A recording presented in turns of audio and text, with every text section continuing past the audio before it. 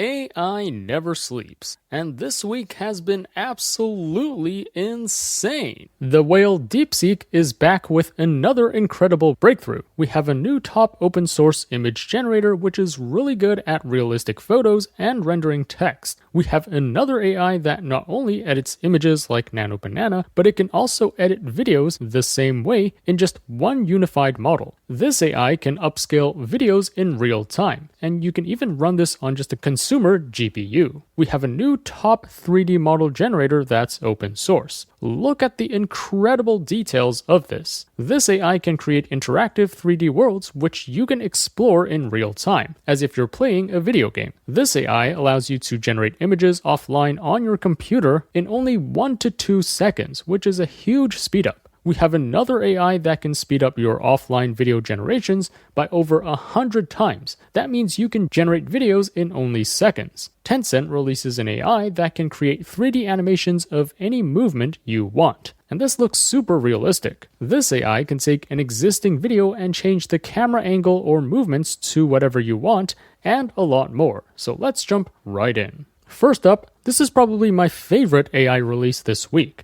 It's called Stream DiffVSR, and this is essentially a real-time video upscaler. So here are some examples. Let's say you have a very blurry video like this.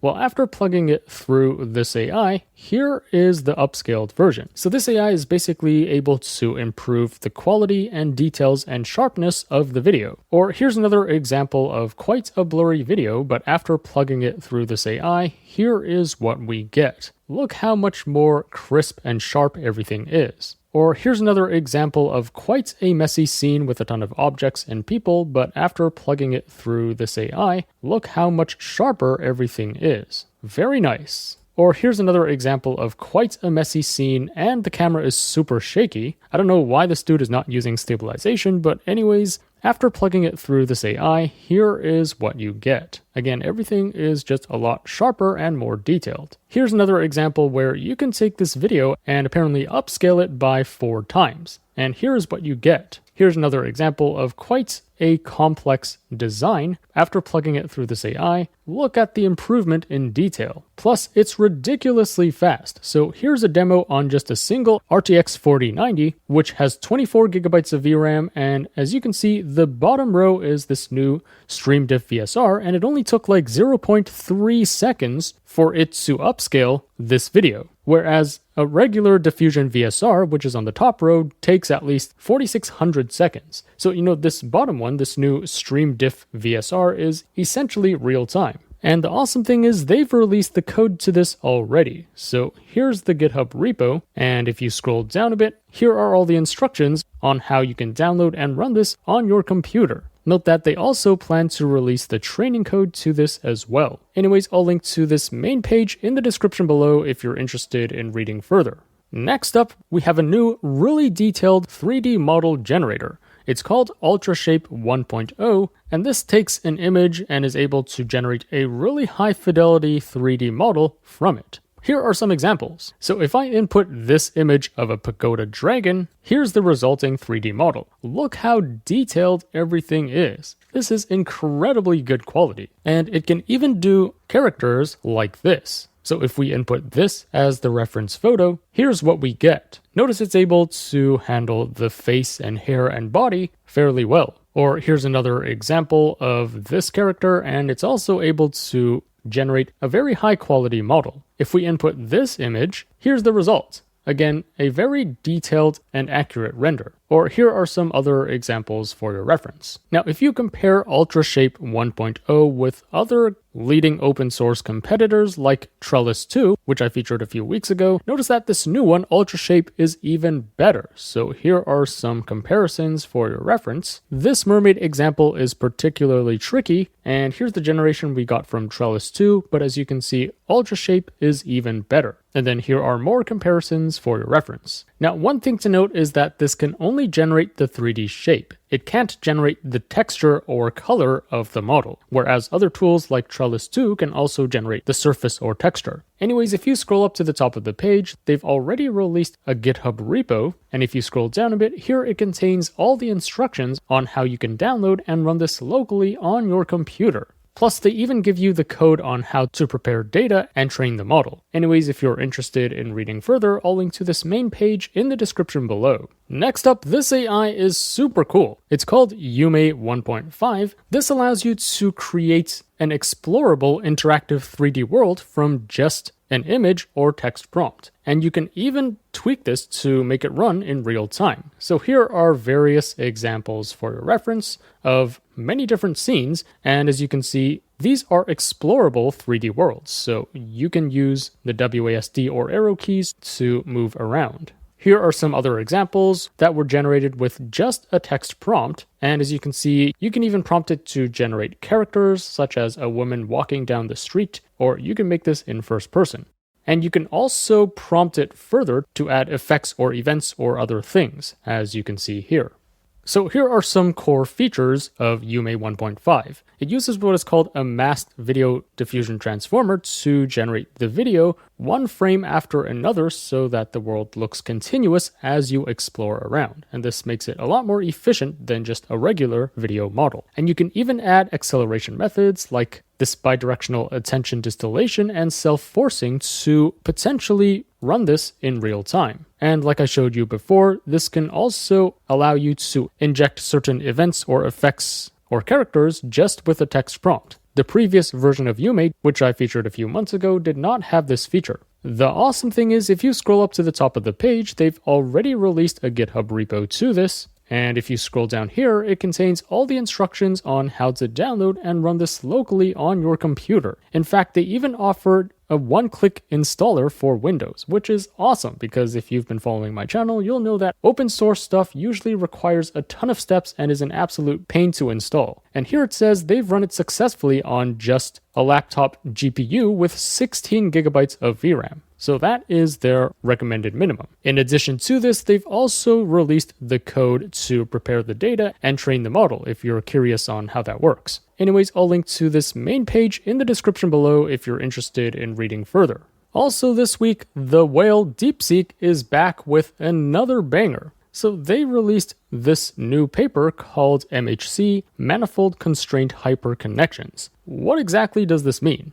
Now, if you just even read the abstract or the first figure, this is super complicated and technical, so let's break this down into simple terms. Here's what a standard transformer model looks like, or you can use any other neural network as well, but basically you can think of this as like a model where information or data starts from one end and then it flows through layer after layer after layer until it reaches the end. Think of this as like a highway for data to flow through. Now, once an AI model becomes super deep with many layers, it's really easy for the signal to get lost or blurry as it passes through hundreds of layers. So researchers use something smart called a residual connection, which looks something like this or like over here, which is essentially a shortcut that lets the original information skip some layers and be merged back into a later layer. So this ensures that the model doesn't forget the original input. So that's what they mean by a residual connection. It's just a shortcut that allows some earlier data to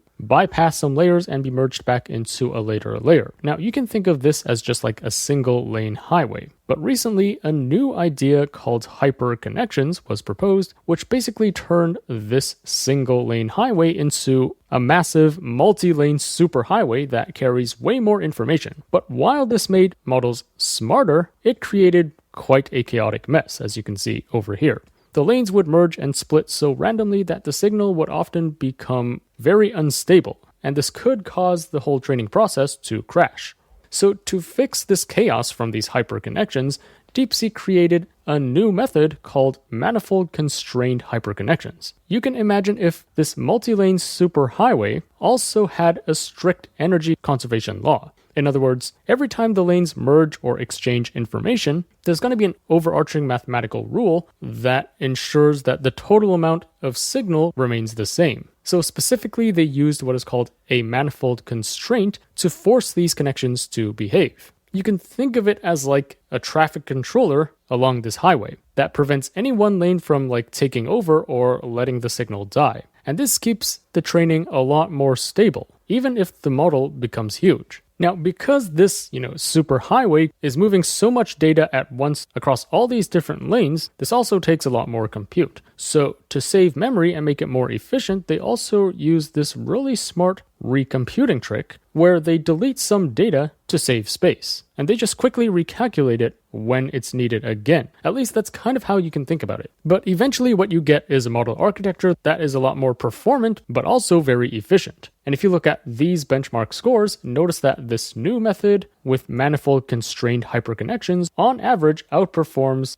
just a model with hyperconnections and just a model with basic residual connections. Alright, so that sums up this paper. Like I said, the paper is really dense and technical, but that's basically a high-level summary of what this is. If you're interested in reading further, I'll link to this main page in the description below. Next up, this AI is super helpful. It's called SpotEdit, and this allows you to edit images by only selecting parts of the image that you want to change, instead of redoing the entire image. This makes the editing process way faster and more efficient.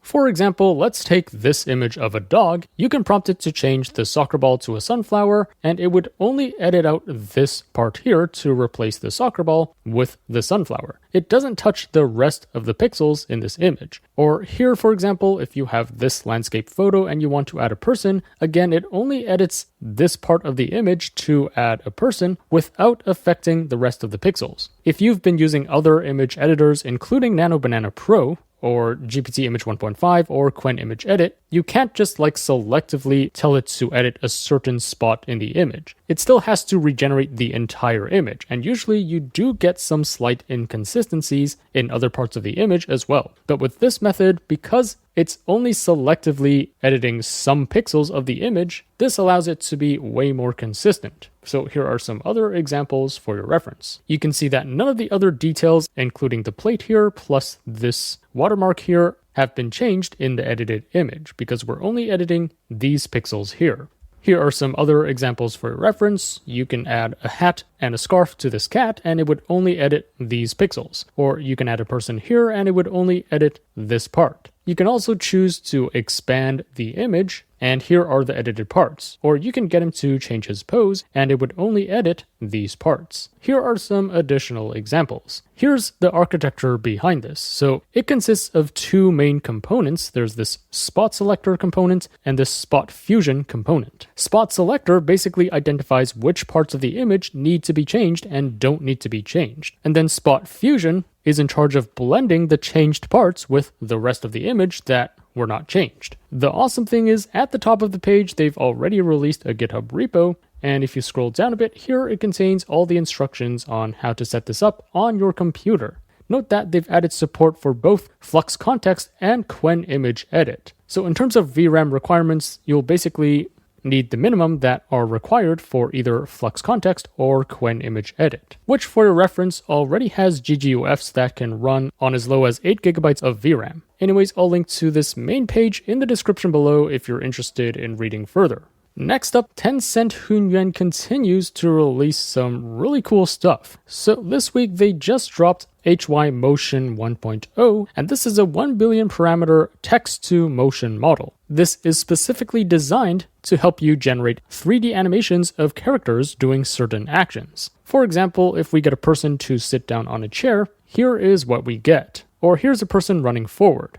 Or here is a person jumping upward with both legs twice. And you can see the movements of all these 3D models are very natural. Or here's a person performing a lunge stretch with hands on hips. And it's quite accurate. Here's an even more complex example of a person walking forward, moving arms and legs while looking left and right. And as you can see, it's actually able to do this quite well. It's following the prompt exactly. Now, the cool thing is you can even get this character to hold and manipulate props. For example, you can get him to attack holding a shield in the right hand and a sword in the left. And here's what you get. Or here you can get a person to swing a sword forward, and this looks super realistic. Here are some other cooler stuff. So here, this person is doing a boxing stance and then shifts weight to the right and then punches with the right hand.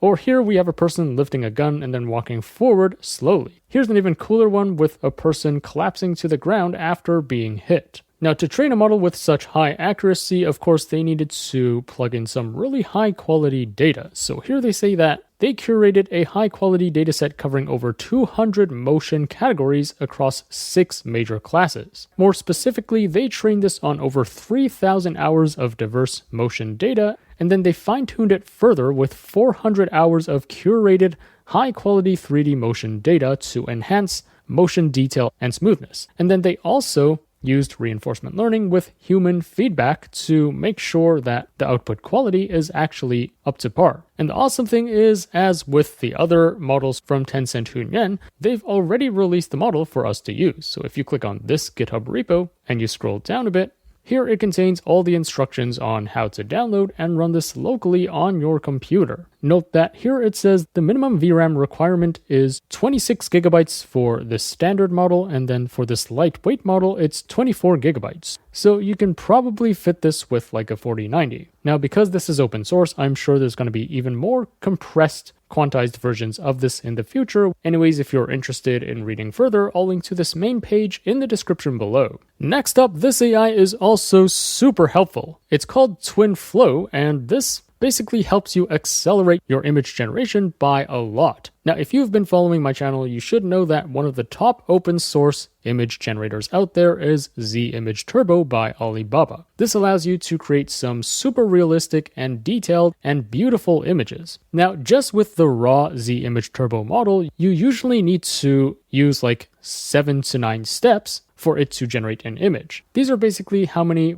steps it needs to take to generate your image. The more steps you have, of course, the longer it would take. Now, the crazy thing about TwinFlow is that you can add this plugin on top of your Z Image Turbo workflow, and this can help you reduce your step count from 7 to 9 to only just like 1 step or 2 steps. So you're basically speeding up your generation by 4 to 5 times. Now, for Z Image Turbo, it takes me like only 7 seconds to generate an image, but if I use this new TwinFlow method, then I can essentially generate an image in just 1 or 2 seconds. That's how crazy fast this is. The awesome thing is they've already released the model. So here's the Hugging Face repo, and then here's where you can download TwinFlow for Z Image Turbo. However, they haven't released an integration for Comfy UI yet, so at least for me, I'm waiting for that first before I test it out. Anyways, if you're interested in reading further, I'll link to this main page in the description below. Next up, this AI is really cool. It's called ProEdit, and not only can this edit images like Nano Banana, but the same model can also edit videos, just with a text prompt. So here are some examples. Here you can choose to remove the mint leaves from the photo, like this, or you can get this squirrel to read a book, like this. You can change this tiger to a cat, or change the bench into a sofa, like this.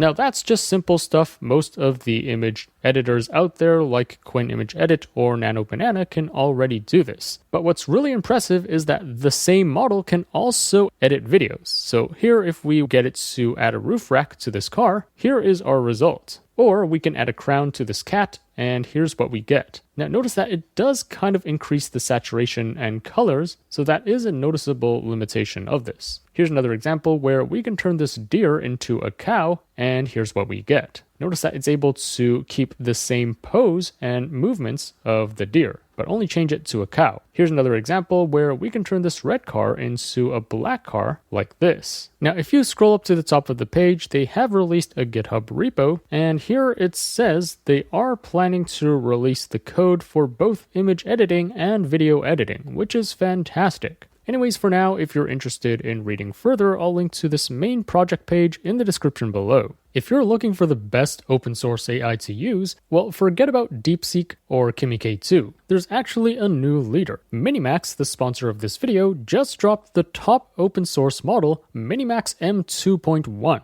It's incredibly good at agentic coding, tool use, multi-step reasoning, and multilingual tasks, even rivaling the top closed models out there like Gemini 3 Pro or GPT 5.2, which is a crazy achievement. Here are some examples. Let's get it to code up an entire Android operating system. So here's my prompt. I'm going to select Pro and then press Run. And here's my result. Everything works, including the gallery, messages, settings, and calculator. Or here's another example. I can paste in this image of a chart and get it to code up an interactive node graph. And here's what I got. It's even able to capture all the node relationships plus the scientific names and the color code. Or here's another really useful application. I can upload this really complicated financial spreadsheet and prompt it to make a comprehensive financial report. And here's my result. Look how thorough and detailed everything is. It's able to capture all this data and present it nicely in this report.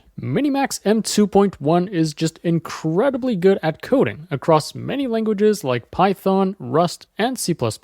It even beats Gemini 3 Pro and Claude 4.5 on multi-SweBench and SweBench multilingual, as well as other vibe coding benchmarks. Best of all, like the previous versions of Minimax, they're actually open sourcing this, so you can even download Minimax M2.1 to run locally, or you can try it for free on their online Minimax platform. Make sure you click the link in the description below because there's going to be an exclusive discount for you. This is the best open source model you can use right now, so definitely give it a try. Next up, this AI is super useful. It's called HiStream, and this basically speeds up your video generations using Alibaba's Yuan by like over 100 times. So if you've been like generating AI videos, you've probably heard of Alibaba Yuan, which is currently the best open source video generator out there. But it's still very slow for most consumer GPUs. Like for me, it takes at least 5 minutes to generate a 5-second clip. But HiStream speeds up the generation by like up to 107 times, which is crazy. So a generation that would usually take 5 minutes for me could be done in like 2 or 3 seconds. Now, how does this work?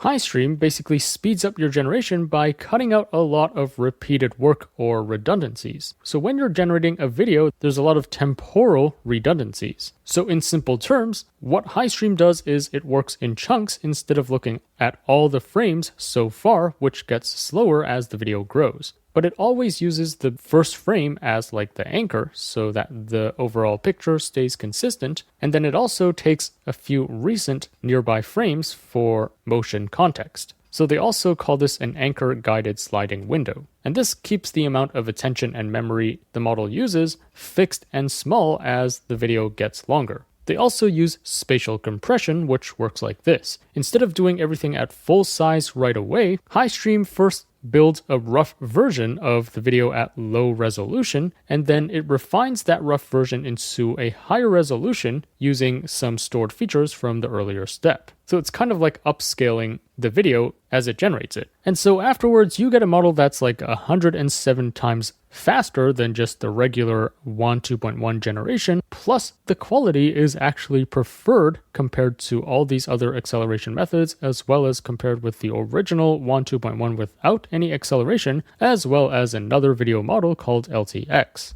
In fact, here are some comparisons for your reference using the same prompt. And surprisingly, the generations from HiStream do actually look better than just the regular Yuan 2.1, even though this is accelerated and like over 100 times faster. It seems like the quality is better and more realistic and more detailed. Now, if you scroll up to the top of the page, this is from Meta, so unfortunately, at least for now, they haven't released the code yet. Here it says it's under legal review, whatever that means. I mean, Meta has announced some really cool stuff, but often they don't actually release it. So I don't know what's going to happen here. But anyways, if you are interested in reading further, there is a technical paper on this, plus more details on this page, which I'll link to in the description below.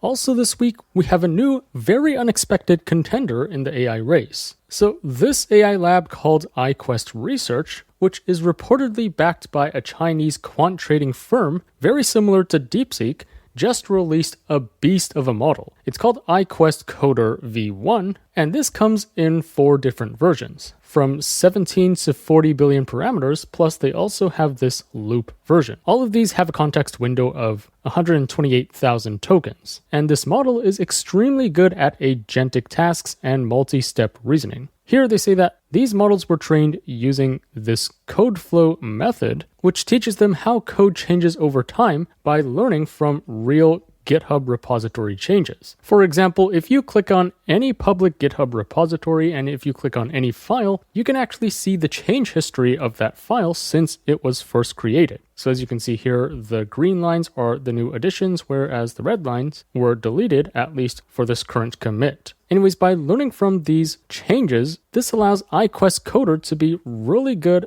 at understanding edits and debugging and coding up long projects. And training this model is done in multiple stages to gradually improve coding skills and stability. And then after training, the models are split into two versions: instruct for general coding help, and then thinking for deeper step-by-step reasoning. And a key feature of this is this loop architecture. In simple terms, this basically reuses parameters in the model, which greatly reduces memory usage and speeds up inference while keeping performance similar to much larger models. In fact, this 40B loop model is as good as the leading closed models that are many times larger than it. For example, check this out. So this is SweBench verified. This is the standard benchmark to measure an AI's performance on agentic coding. And this is what Anthropic mainly focuses on. But as you can see, IQuest Coder, which is only a tiny 40 billion parameter model, even beats the top closed models out there. It got an insane score of 81.4%.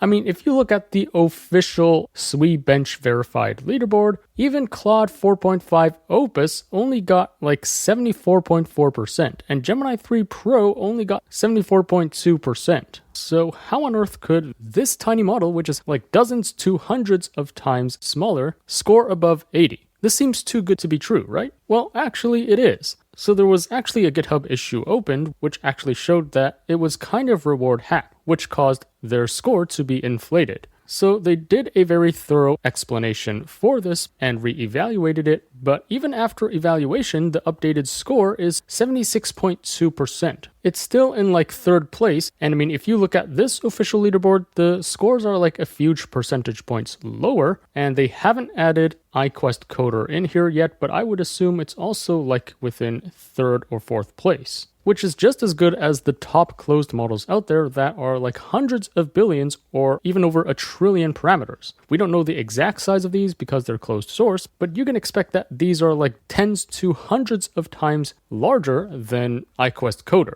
So IQuest Coder is still incredibly impressive. Same with all these other benchmarks. Another popular one is Terminal Bench, and this is also like state of the art. So here are some insane things you can get it to code up. If I use my mouse to scroll down, you can see it makes the animation like this. Or here's a wormhole drive, which looks like this. Here's another cool animation where my cursor will influence how these particles move. Here's a solar system simulation, very nice, and everything looks beautiful. And because this is so small, this is super efficient and it can even be deployed on some lower end hardware. For example, a quantized version could likely run on an RTX 4090. Now, the awesome thing is they've actually released the models to this. So if you click on this download button here, this takes you to their Hugging Face page, which contains all these different models for you to download. For example, here's the Loop Instruct one, and as you can see, this is 40 billion parameters. And the total size of this uncompressed version is like 80 gigabytes in size, which is quite reasonable. And then if you search on Hugging Face, there are already a ton of different like quantized versions or GGUFs, which can be run on lower VRAM. Let's check out this 4-bit version, which if I click on Files and Versions, this is only 22 gigabytes in size, so this can fit comfortably within an RTX 4090. The link is up here, so if you're interested in reading further, I'll link to this main page in the description below. Next up, Alibaba continues to release some really cool stuff this week. So last week they dropped Qwen Image Edit 2511, which is currently the best open source image editor you can use right now. This is like a free and offline version of Nano Banana. Well, this week they released Qwen Image 2512, which is not an image editor, but an image generator. So you can basically generate images with a text prompt. And compared to the previous version of Qwen Image, this produces a lot more realistic images, plus it's also better at text rendering, and it's better with prompt following. And as you can see from this leaderboard, Qwen Image 2512 even beats Z Image, which is down here. Here are some of their examples comparing the previous version of Qwen Image with the newest one using the same prompt. So as you can see, for the previous one, it looks way too fake and AI. The skin looks way too soft and plasticky, whereas for this new one, it looks way more realistic. Same with over here, you can see that this new one just looks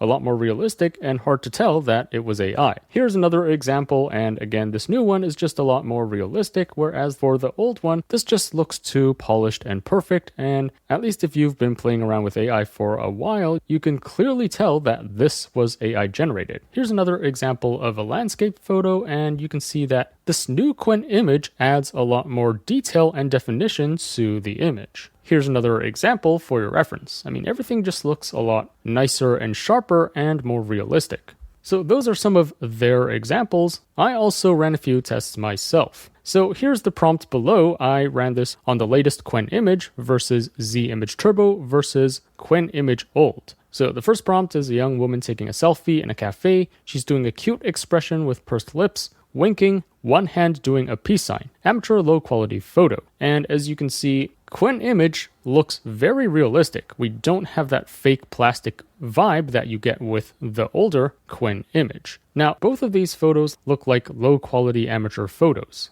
I would say that Qwen Image has a bit more detail and definition, whereas for Z Image, it looks less defined. Let me know in the comments which one you prefer. Here's another test on how good it is at rendering long snippets of text. So here we have a hand holding a pen writing in a diary. On the page, there's text that says, "This is quite a long piece of text, much longer than what typical AI models could generate accurately." This is a test to see if all the text will show up correctly here. And also, remember to subscribe to my channel. For Qwen Image 2512, it got all the text correct. There's nothing wrong with the text. The only issue I have with this is it doesn't really look like it's handwritten. Like, this could look a lot messier, but nevertheless, it got the text correct, which is great. For Z Image Turbo, although it can generate some text, it can't do such a long snippet. So you can see a ton of misspellings and errors along the middle. And then for the older Qwen Image, it's actually not bad, but again, it ran into some misspellings and errors over here and over here. So the only one that got all the text correct was Qwen Image 2512. Here's another example showing how good it is at generating a UI for this mobile app. And honestly, all three of them did very well. All three of them were able to get, the text and the elements that I specified correct. Now, there are minor issues across these generations. For example,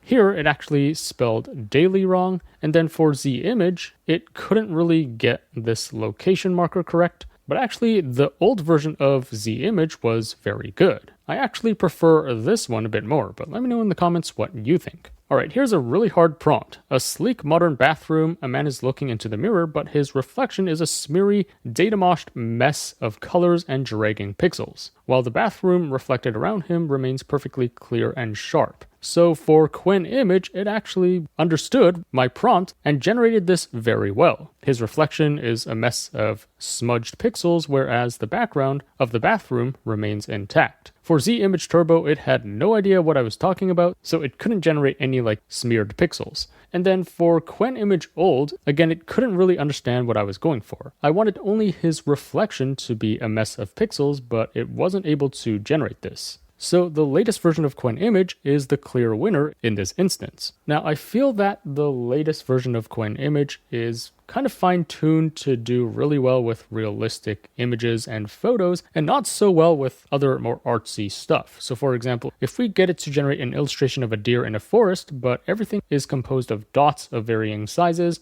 on a white background, Qwen Image wasn't really able to generate what I was going for. This generation from Z Image Turbo is what I had in mind. And then for the older version of Qwen Image, this is actually not bad. It kind of followed my prompt, but again, I was going for this look in the middle. So at least for very artistic or abstract stuff, Qwen Image 2512 might not be your best option. Z Image Turbo would be a bit better. Here's another tricky example testing how good it is at light physics. So we have a glass human mannequin filled with colorful marbles standing in front of a bright window. And this generation from Qwen Image actually looks the best. Indeed, this is a mannequin filled with glass marbles, and everything looks pretty accurate to me. And then for Z Image Turbo, we also have a mannequin filled with glass marbles, although the mannequin looks kind of small. And then for Qwen Image Old, it was also able to generate this pretty well. But in terms of like realism and really following my prompt, I would have to give the point to the latest version of Qwen Image. All right, next, let's test how good it is at generating some tricky anatomy poses. So here we have a woman wearing a white bikini doing a king pigeon yoga pose,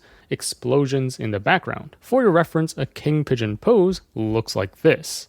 And for Qwen Image 2512, it was kind of able to get it, but not all the way, so her head isn't like arched back enough, and her left hand isn't holding her foot.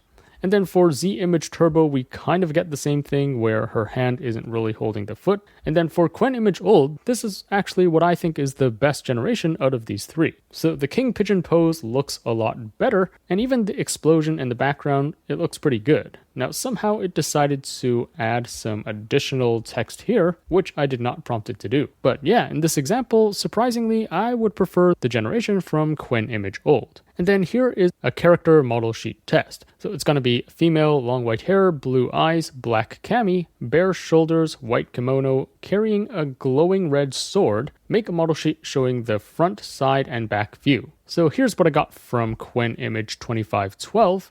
It's actually not bad, so the character does look kind of consistent across all views, although for the side view, she is missing the sword. And then here's what we got from Z Image Turbo. Again, pretty consistent across all the views. The only error is that here she's holding the sword on the right, whereas for these two views, the sword is on her left. And then here is Qwen Image Old. Here's where we start to see a lot more inconsistencies. So there should be a red ribbon over here, but it's not shown over here.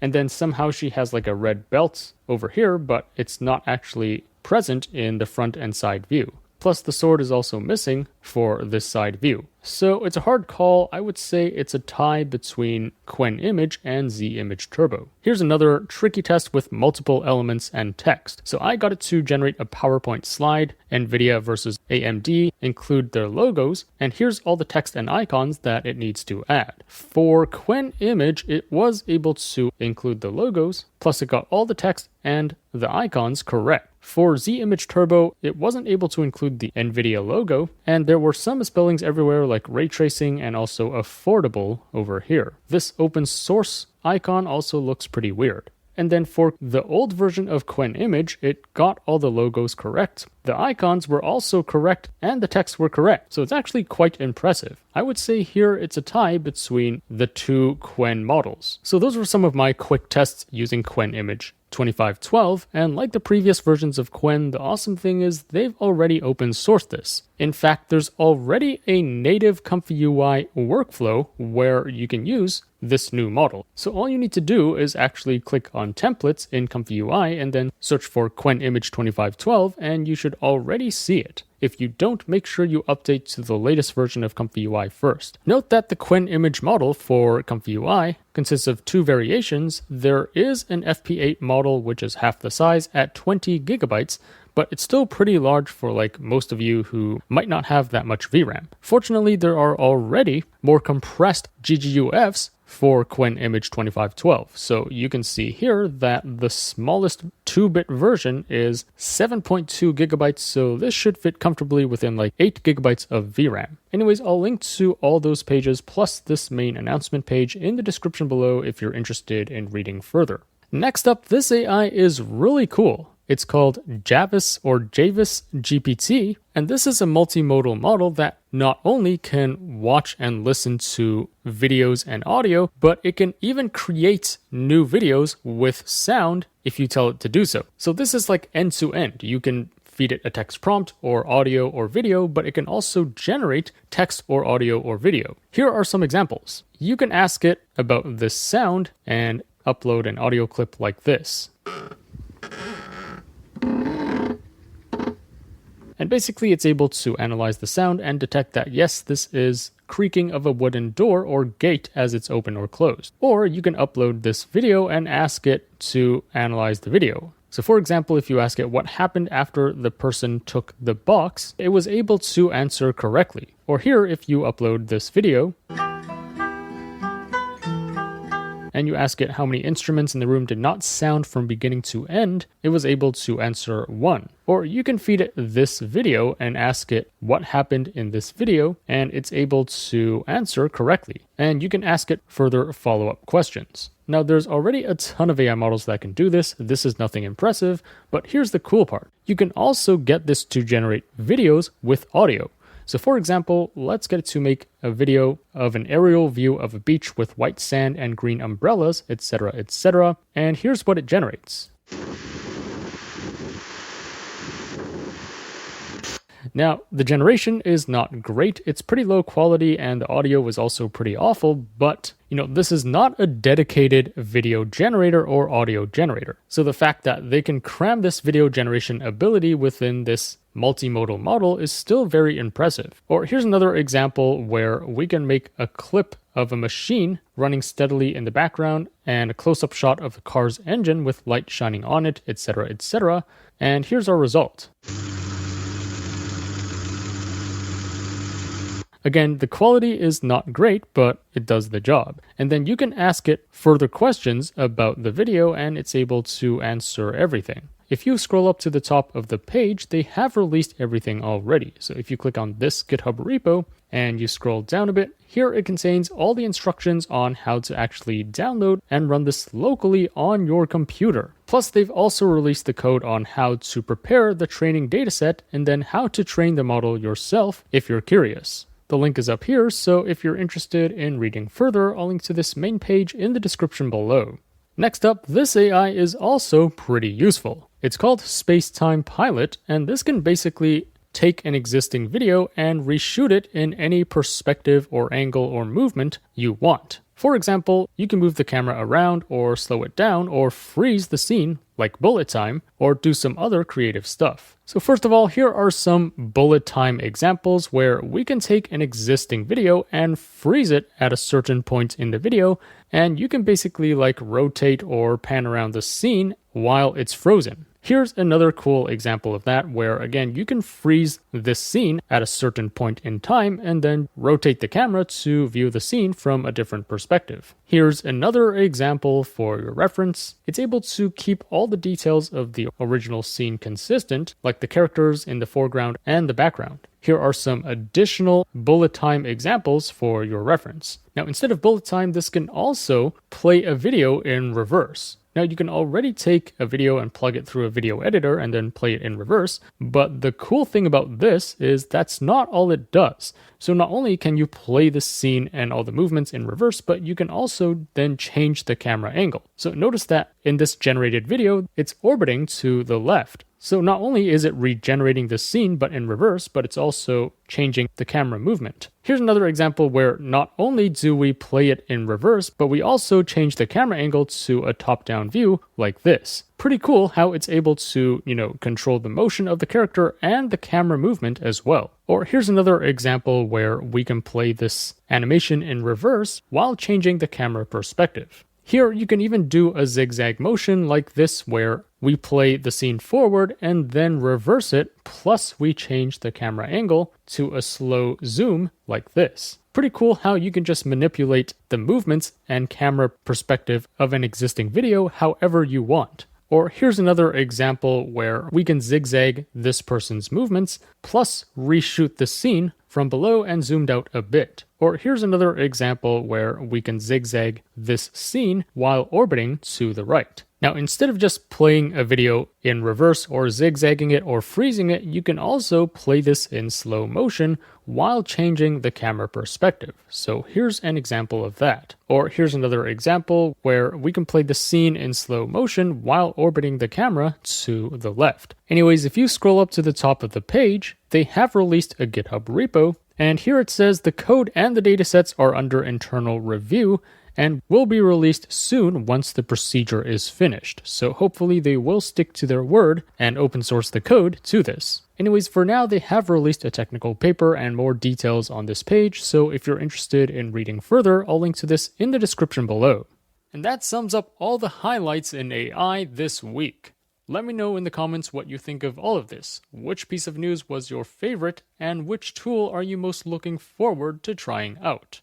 As always, I will be on the lookout for the top AI news and tools to share with you, so if you enjoyed this video, remember to like, share, subscribe, and stay tuned for more content. Also, there's just so much happening in the world of AI every week, I can't possibly cover everything on my YouTube channel, so to really stay up to date with all that's going on in AI, be sure to subscribe to my free weekly newsletter. The link to that will be in the description below. Thanks for watching, and I'll see you in the next one.